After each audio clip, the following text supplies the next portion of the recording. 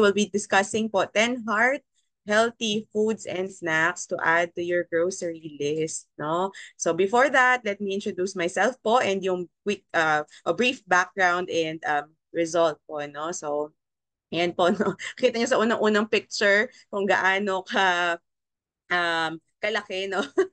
All right, so ako po si Coach Geraldine Tambawan from Quezon City. I'm 35 years old and a mom of two, cesarean section pareho, no? And nung nakilala ko po ang Herbalife, no, I was working in the BPO and yeah, I used it for weight loss. Okay? And dahil po yan sa unhealthy lifestyle, poor nutrition, I gained weight na sobrang naka-apekto po sa aking kalusugan, even sa mood, no? And I'm really glad that I met Herbalife. I'm grateful na natulungan ako din ng coach ko with the meal guide din yung mga sinasabi po nila kanina. I follow the meal guide. I use aloe tea and shake. And fast forward po, no, I lost over 30 pounds na. So I'm really grateful na kaming dalawa pong mag-asawa yung nag-umpisang gumamit. And eventually, no, na-appreciate na namin yung value ng nutrition, mati po yung mga kids, they use it. So kaming tatlo for weight loss and yung aming panganay po for weight maintenance naman siya. So ayan, so I'm grateful na lahat kami healthy every day, lalo na po sa akin, more energy and less na po yung fatigue, no? So before Herbalife, talaga po I'm a BPO employee, so I'm a teacher by profession, but I chose to use my profession sa corporate kasi akala ko po, no, less stress. Hindi pala. Kaya yun din po yung nag-cause ng stress. Yun yung pinaka-ayoko kasi OTY palagi, no? Well, happy naman sa ginagawa, pero syempre hindi pa rin sapat yung income. Kahit ginagalingan, wala rin mga recognitions. Unlike dito sa Herbalife, no? Mag-attend ka lang mga trainings, no? And you apply it. So yun po yung na-appreciate ko din. You are able to grow personally and professionally. So una ko na-appreciate talaga yung kagandahan, hindi lang ng nutrition, pati ng business. Nung naka-attend ako ng spectacular na meron ulit tayo, di ba, next year. So maganda po talaga maka-attend dyan. And dito rin po, ang unang reason kung ba't ako na-entice na magpa-supervisor dahil po sa extravaganza sa Thailand. So I asked my sponsor, si Coach Tinerera, saka si Doc Bon, kung paano mo magka-qualify dyan. And yun nga, basic nga daw po na qualification that maging supervisor. So sige, paano po ba maging supervisor? So ayun, and then fast forward yun, nakapunta rin po, nakatapak din sa Singapore. And then eventually, dahil the business came naturally, now we were able to share and praise God po with His guidance, provision, no, naka-qualify din po sa mga training, especially po dun sa Dream Team Retreat sa Bohol. And first time ko rin po maka-attend doon. And very, very grateful po talaga. So yun, enough of my story po, no? It's my pleasure to share with you ano nga ba yung mga heart healthy diets. This is according to Susan Bowerman, no? And Susan Bowerman lang naman po ang ating Senior Director for Worldwide Nutrition, Education, and Training. So ano ba yung sabi niya sa heart healthy diet? So medyo mako-confuse tayo. Huwag na tayong ma-confuse rather when you say healthy diet lang po talaga siya. And it's also known as cardiac diet. It calls for various good for you foods. And this includes nga po, no, yung lean proteins, plenty of fruits and vegetables, adequate amounts of fiber, and modest amounts of sugar, salt, and saturated fat. So, ano nga ba tong top 10 na nasa list ni Susan Bowerman? Okay, so sa unang half po ng kanyang list ay andyan yung fatty fish such as salmon and trout, and I'll explain later ano ba yung meron dyan sa mga yan. No? So kayo, ano ba yung mga nabibili ninyo sa palengke or madalas nyong bilhin, yung paborito nyo na nabibili nyo sa palengke, type nyo naman dyan. No? Then we have lentils and beans, including soy. So kung mahirapan tayong maghanap niyan, pwede naman yung tinatawag po natin na adlay, na na dito na version po natin sa Philippines. Whole grains such as brown rice, quinoa, and oats. Okay? Fat-free dairy products, nuts and seeds such as yung mga walnuts, almonds, flax, and chia. Now, top 6 naman po sa kanya ay vegetables, especially leafy greens and tomatoes. Fruits, especially berries. Now, kung nahihirapan po tayo makahanap ng berries sa groceries or sa palengke, pwede naman yung mga frozen fruits, no? And vegetables. Okay, heart-healthy fats, is number 8 in the list, such as extra virgin olive and cold pressed canola oils, pati avocado oils. Also, chicken and poultry breast, and kung dessert naman yung iniintay nyo, no, dark chocolate, pwede po ito as an occasional treat because of the flavonoid, no, healthy para po siya sa heart.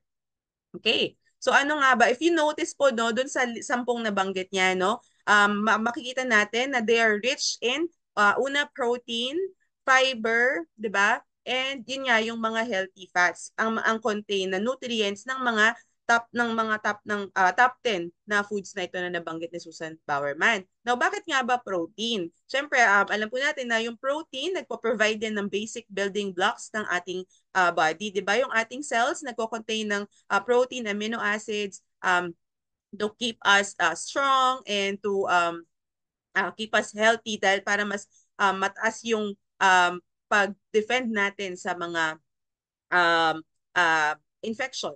Alright? So sabi niya, choose the option that has less cholesterol. Paano nga ba yon? So yung meat po, yung mga meat products talaga, like pork, beef, no? Um, and chicken, mataas talaga yan sa proteins. It's just so happen na yung meat products like pork and beef, mas mataas din po sila sa cholesterol. Okay? So, ano ba yung mas magandang option? Okay? Kung meron po kayong option talaga na pumili, no? Between meat products, poultry, fish, and plants, no? Yung mga plant-based proteins. Piliin natin yung plant-based ang top of the list. Kasi yung plant proteins po, mas mataas sa fiber, less sa cholesterol.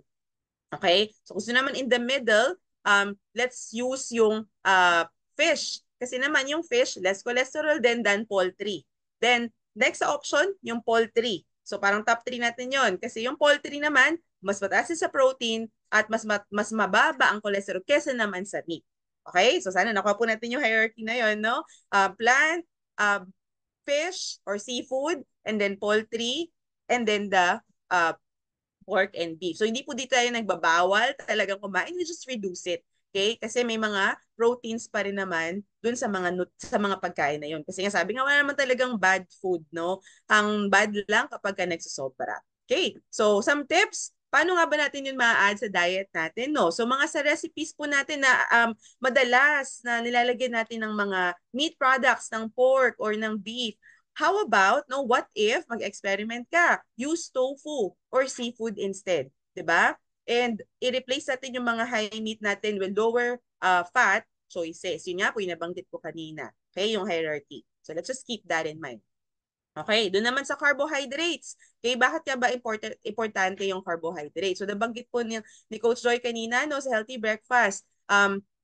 May simple carbohydrates. Okay? Ano ba yung simple at saka ano ba yung complex carbohydrates. Actually, pareho naman silang okay, pero ang pipiliin lagi natin, always better choice, yung complex carbohydrates tayo. Bakit? In general po, when you say carbohydrates, okay, this is the primary fuel of our body. Parang taga-produce yan ng energy, di ba? Nung nasa grade school tayo, we learn about Go, Grow, and Glow foods, di ba? So this is one of our best source of Go foods, no? Or energy food. Okay, what else? Yung complex carbohydrates po kasi, it's rich in fiber. Okay, ano ba yung ginagawa ng fiber? No, it helps fill you up. Ano ibig sabihin nun? So you'll feel full ng mas matagal. Ibig sabihin, nakakatulong siya sa weight management. And ano pa, bukod doon, meron tong soluble fiber. Na 'di ba kung naka-attend kayo ng discussion natin about active fiber, 'di ba yung soluble fiber, yung tinatawag natin na parang walis ng ating bituka na natural na nag-help sa atin na mag-eliminate ng waste, no? Another thing that it does is it helps trap water and cholesterol. So imagine yung nagagawa niya no, para ma-manage yung ating blood circulation. All right, another thing, some fruits and vegetables are rich in potassium. Nakakatulong ito sa pag-support ng healthy blood pressure. Also, yung iba naman nagki-create ng a good source rather ng nitrate, no? And nitrate is a compound no na nagsusupport yan ng blood vessels natin. So in-open niya, 'di ba, yung ating blood vessels, especially dun sa heart natin, for us to function properly. Now, the good news about Herbalife Nutrition is that, okay, kung carbohydrates, ang problema or yung gusto mong ma-boost or gusto mong ma-manage, no? And at the same time, yung mga phytonutrients, and specifically nitric oxide, no? It's available in our nitric acid or our Nightworks. Paborito po namin yan, no? Kasi itong Nightworks natin, meron na siyang natural good source siya ng nitric oxide. Meron na rin siyang folic acid and vitamin C and E. So very great siya sa pagbago ka mag-exercise, no? Or bago ka matulog. Alright? Kasi sa gabi daw, hindi tayo nag-produce ng nitric oxide. So maganda yung support sa ating magandang pagtulog. And what to look for? So sa carbohydrates, let's look for or focus on vegetables, whole fruits, whole grains, and whole grain products. Okay, and reduce natin daw yung intake natin ng sweets, juice, sugary drinks, and refined grain products. Ano ba yung mga refined grain products? Yan yung mga white rice, tas yung mga gawa sa mga white flour like white bread, no, cereals, yung mga crackers and biscuits, no. Akala ko nung bata ako, healthy pag nag-biscuit ka instead na mag-chichirya ka, no? Pero hindi rin pala. If you look at it, no, let's look at the value. Dito ko natutunan yung empty calories pala. Meron palang mga food na may empty calories. Okay? Now, how to add them in your diet? So, aim for a fruit or vegetable at every meal and snack. Okay? And add fruits and vegetables to your protein shakes and use them for snacks. Kami ang favorite namin na add sa ating F1 shake ay banana and apples, no? Pag available, talagang we make sure na we put it in our shake.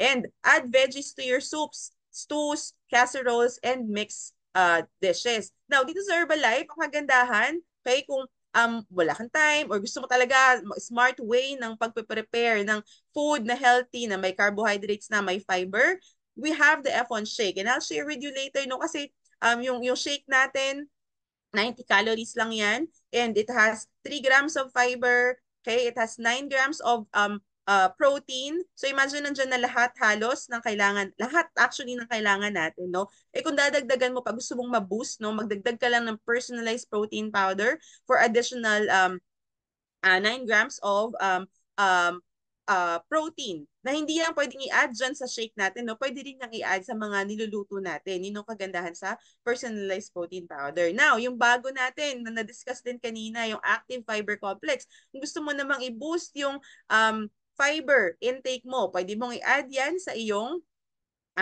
shake or sa mga kinakain mo din, no? Na mga other solid food.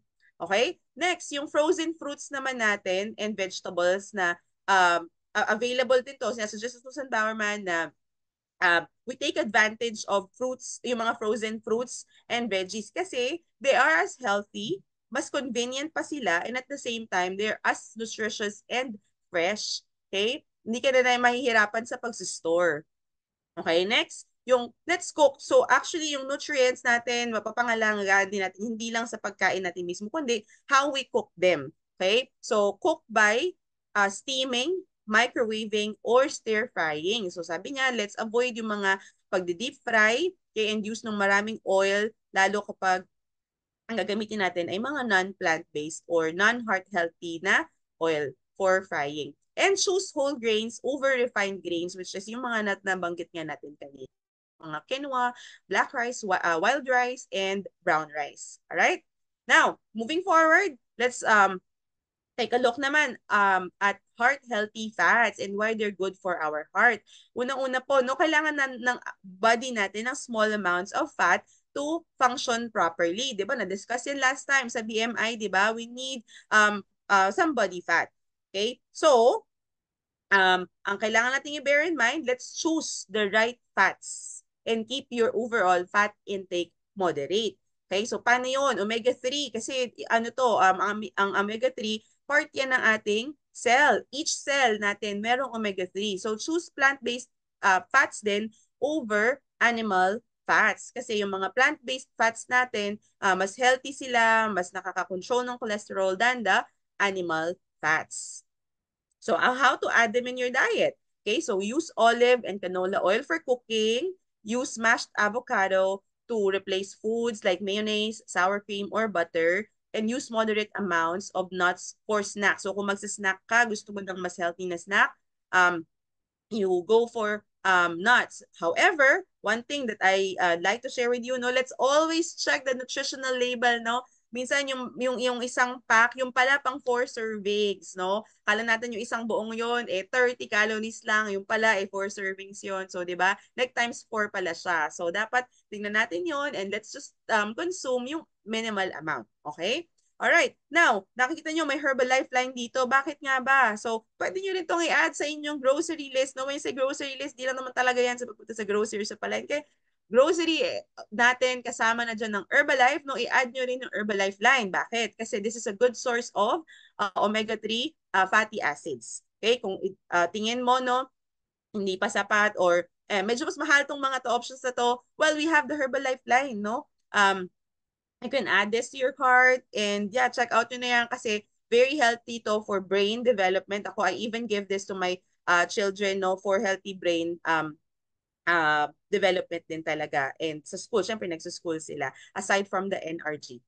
Alright. And next, heart healthy diet for vegans and vegetarians. So according to Susan, um, yung mga vegans and vegetarians, hindi sila mahihirapan sa fiber and sa carbohydrates part, no? Kasi nga, yung diet nila, lalo yung mga strict na vegans, no, and vegetarians, yung diet nila is really more on fiber, okay?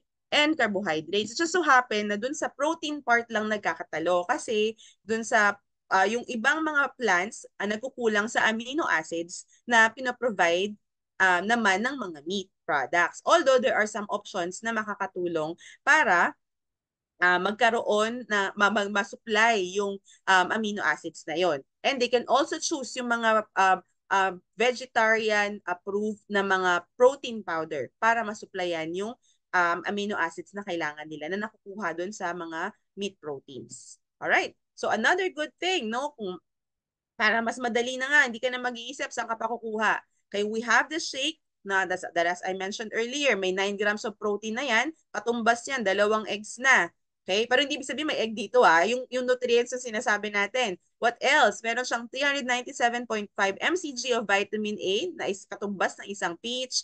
Okay? May vitamin E na yan, katumbas ng 2 avocado, may vitamin C, isang cup ng blueberry, 3.4 grams of fiber na katumbas ng isang banana, and calcium na imagine katumbas ng 2 cups of cottage cheese. No? So lahat na, andito na talaga lahat ng nutrients na kailangan mo for your daily nutrition.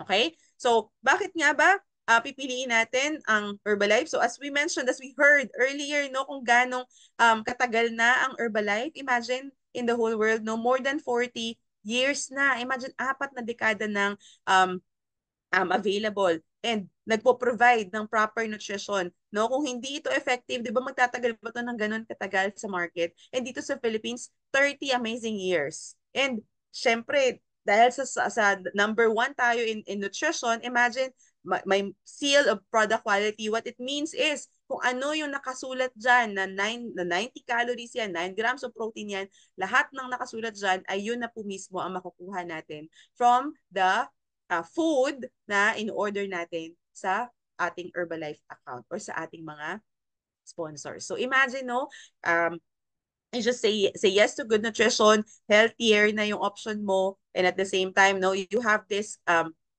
community pa available to support you and give you more ideas for better food choices. So yun, I think this is the last slide for me. And thank you so much again for this opportunity to share this with you guys. Thank you so much po sa inyong lahat. So back to you, Coach Lori.